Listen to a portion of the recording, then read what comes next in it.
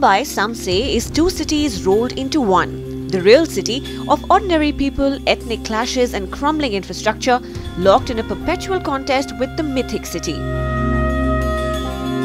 The second one is about movies, cosmopolitanism and iconic skylines. Most historical or even journalistic accounts choose to deal with either one or the other. But in Mumbai Fables, the two cities come together as one.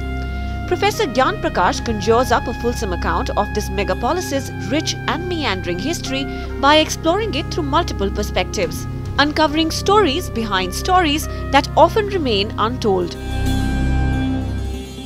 So for example, Jamsetji Gigi Boy, when I first came to Bombay, of course I had heard of his name and I thought he was like many other, Parsi, merchant princes, and who had done philanthropic works and so on. His story was being told by the hospitals, by art institute and so on.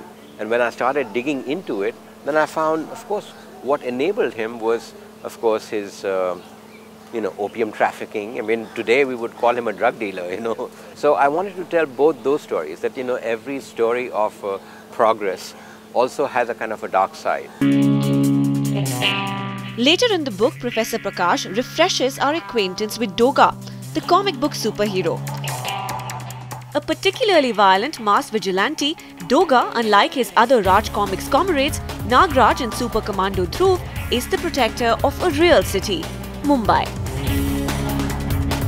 I wanted to understand how the crisis of Bombay, for example, is represented at a popular level. And what it showcases very nicely is that all the institutions of the state that you would normally expect to take care of are themselves either incapacitated by their complicity in this, or they are too weak.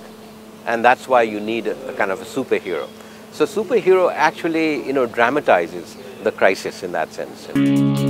And crisis really emerges as a prominent and recurring theme through the book. Talking about Mumbai and the word crisis not popping up? Unlikely. But Professor Prakash believes crisis really is a productive force.